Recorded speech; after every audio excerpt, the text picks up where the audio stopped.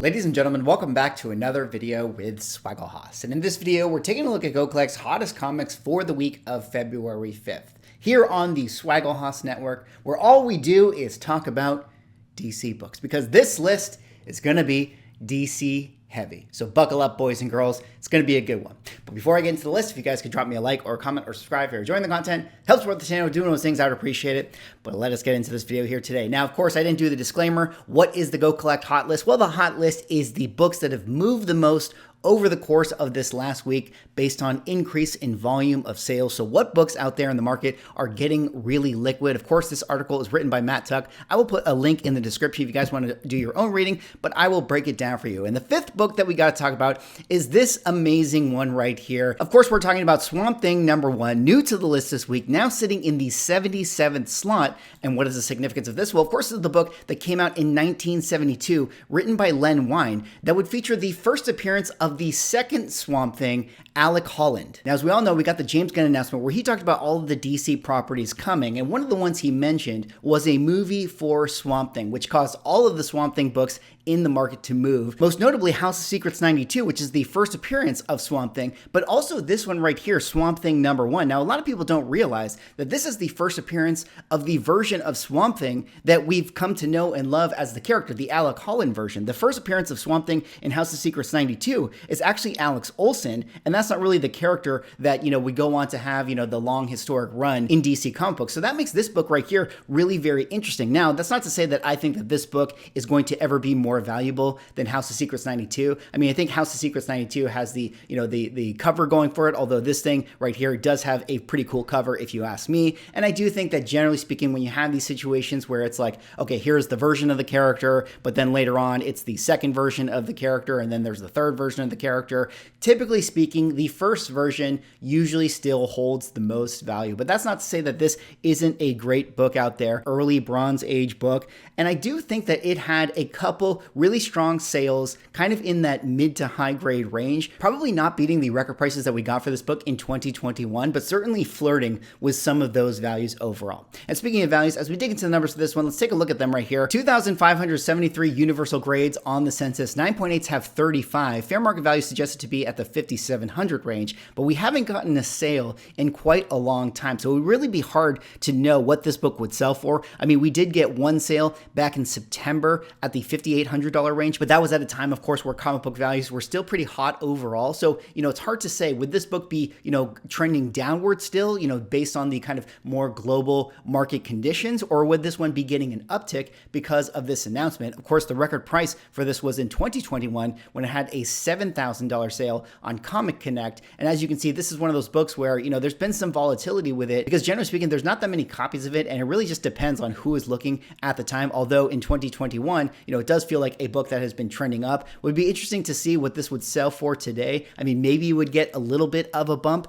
simply due to the fact that people are excited about this thing, but I don't necessarily think it would set its record high price. Now, at the 9.2 grade here, 295 on the census, fair market value is 625. You can see the 30-day moving is 624 versus the 1 year, which is 500. So maybe that would be an indication that a 9.8 would, generally speaking, sell for more today than it was selling for, back in September. So it would be interesting to see what that does. And as you guys can see here at the 9.2 grade, it does have kind of a lot of volatility, up and down, up and down, up and down. But over the long course of, this last decade or so, it does feel like a book that, generally speaking, has been trending up. And I think with this announcement, it'll continue to do so. And then, down here at the bottom, 1972 book, not going to always see it slab, say, below a 4.0. But typically speaking, when you go into eBay looking for raw copies of this thing, you can find low grades around the $100 price point. But depending on the deal, depending on what quality you're looking for, they might shoot up all the way to that $300 level. All right, let's move on now to the fourth hottest comic of the week. And the fourth hottest comic of the week is this one right here, one that has been talked about many times and wasn't really necessarily a part of the slate announcement, but it is interesting that it shows up on this list, and we got to talk about why that is the case. Of course, we're talking about Omega Men #3, actually down 7 slots, now sitting in the 18th slot. And what is the significance of this? Of course, this is the book written by Roger Slifer that came out in 1983 that would feature the first appearance of Lobo. Now, we've talked about about this book on the channel multiple times before. It's been heavily rumored and speculated that maybe Jason Momoa, once he's done with Aquaman, is going to be playing the character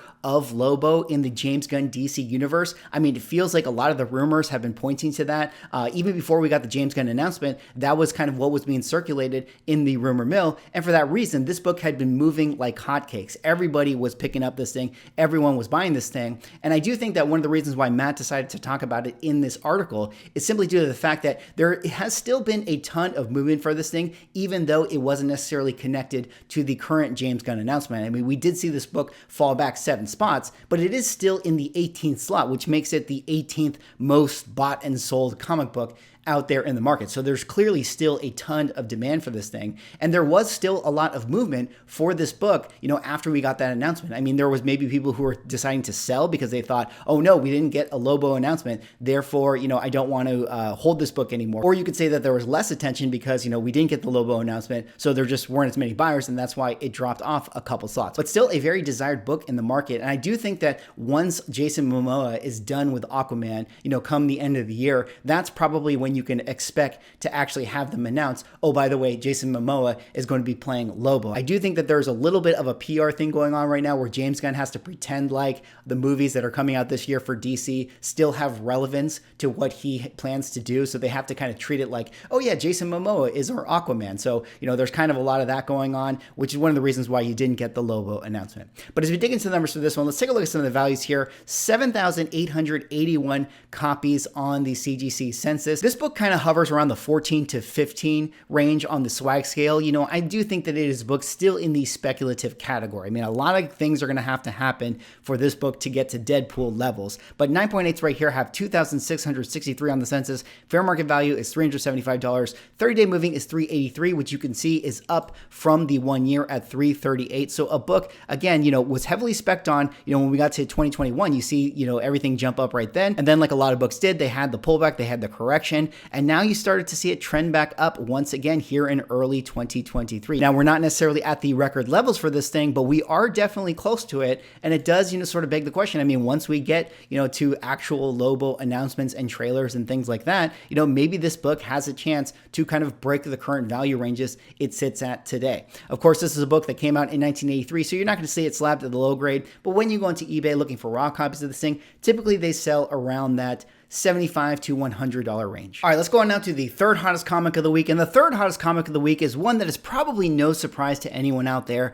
But of course, this book is Batman number 656, new to the list, now sitting in the number 8 slot. Can you believe it? A book that actually went from not being in the top 100 all the way up to slot number 8. And what is the significance of this? Well, of course, this is the book that came out in 2006, written by Grant Morrison, that would feature the first full appearance of Robin, aka Damian Wayne. Now, for those who don't know, Damian Wayne is the long-lost son of Bruce Wayne. He's also the son of Talia al Ghul, connecting to the Ra's al Ghul storyline. So a very, very interesting character. And in the James Gunn announcement, it was talked about how they're going to do a Brave and the Bold property. And in that, they're going to explore this relationship of Bruce Wayne and Robin, Damian Wayne, and kind of do that dynamic where Damian Wayne is kind of like a super assassin, and Bruce Wayne has to sort of be that, paternal figure. So of course, like all the books in the announcement, this is one of those ones that came out flying. And this is a perfect example of one of those deep cuts, those deep spec book cuts that, these are the types of things that here in 2023,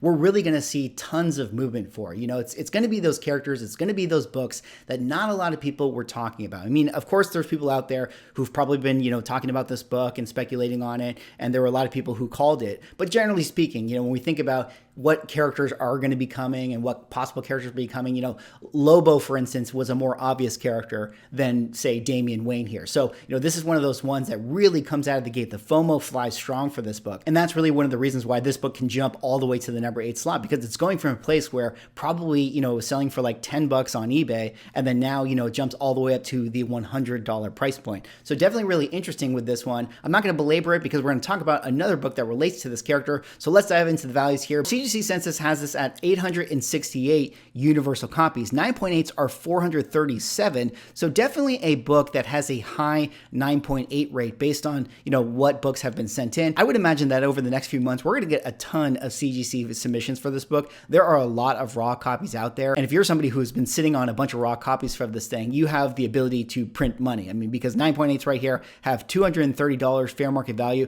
30-day moving is $252. 1 year moving was $181. So a book that basically, jumped by $100 or so just in these last couple of days. You can see the massive upswing this book has felt recently.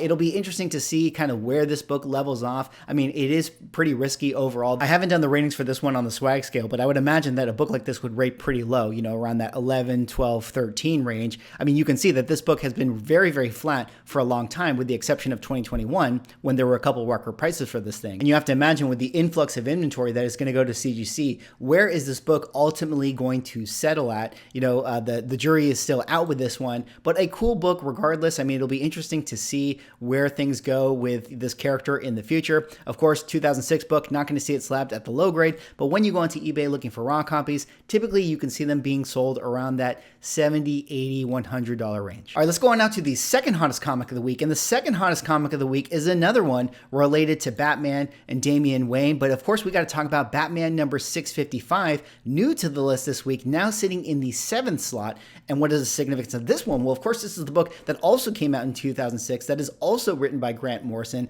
that also is a key related to Damian Wayne, but this would be his first cameo appearance. Now, looks like we got ourselves another classic first appearance controversy, right? We got some cameos here, we got some first full appearances, we're going to have first covers for this character, we're going to have first versions of this character wearing their costume.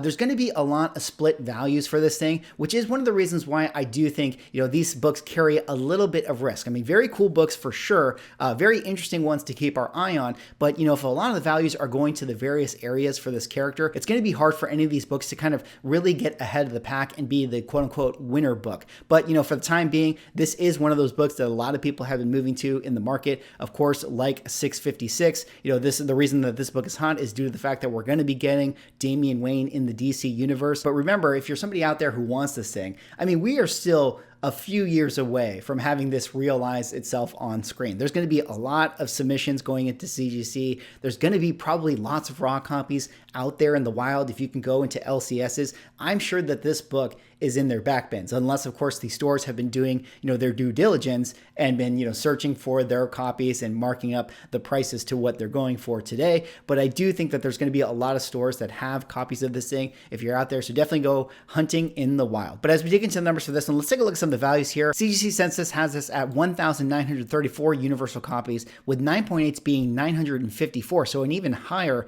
9.8 rate than that of which we saw for 656. Fair market value for this one is 230. 30-day moving is 247. 1 year moving is 202. Now, there was some controversy where I think that this book had been labeled as the first appearance, but it was only the cameo. And that could be one of the reasons why, in history, this book has been more of the quote-unquote go-to book for this particular character. So again, now you already have this controversy with this thing. Of course, it had its spike up in 2021, hitting a couple highs, had its pullback in 2022, and now here in 2023, this is a book that I do believe has been able to set a record high price for itself, which is pretty impressive for any book in 2023 to set a record high price. Then of course, it's 2006 book, not going to see it slabbed at the low grade, but when you go onto eBay looking for raw copies, similar to that of 656, it's going to set you back around the $75, $80, $100 range. All right, let's move on now to the hottest comic of the week. And the hottest comic of the week is the Grail of Grails, my favorite comic book,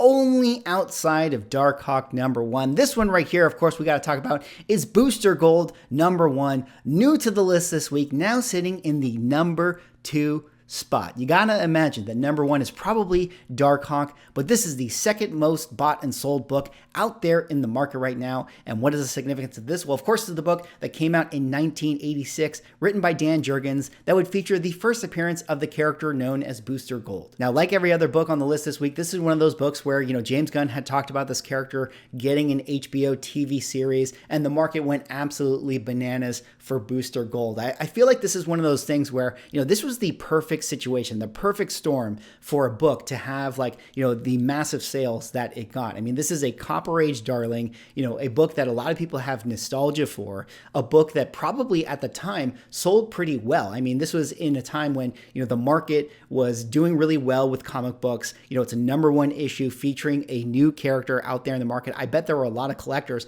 back in the day that gave this one a chance. So that there were going to be a lot of copies out there, which is one of the reasons why this book is able to kind of top all of those charts. I mean, I bet the census for this thing, or at least, however many raw copies are out there in the wild, is a lot higher than that of Batman 656 due to the fact that, they were just selling more comics at this time. So, these are the types of books that are really primed to top the charts. And it's no surprise to me that this is the #2 most bought and sold book after this announcement. But it'll be really interesting to see where this one goes. I mean, when we did the James Gunn announcement, I did talk about the comparisons to Vigilante. Now, I realized that Booster Gold is probably a more notable character, more popular, but I like to do a lot of comparisons of, what is the census for these things? When did they come out? What are the value ranges? What are the tiers of characters? And it does feel like that right now, this book is probably more inflated than it should be. But, over the course of the next few years, it could be a key that people like to hold. But speaking of those values, let's take a look at them right now and see what's going on with this book. Of course, 1,736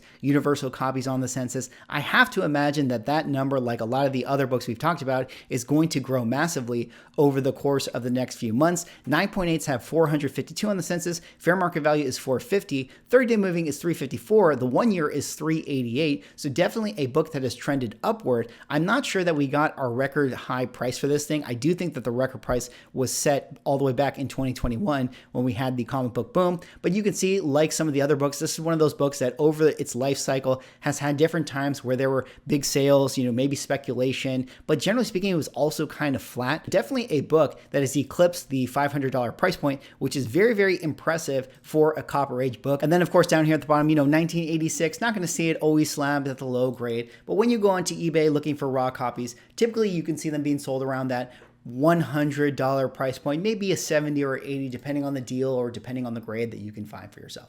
Anyways, that is all for this video. Those were Go Collect's hottest comics for the week. Let me know what you guys think. Did you guys buy any of these books? Have you guys been hunting them? Have you been finding them in the wild? What do you guys think about the DC announcement and the future of this franchise? Anyways, that's all I got. Drop me a like, comment, subscribe if you're enjoying the content, and I will see you in the next video.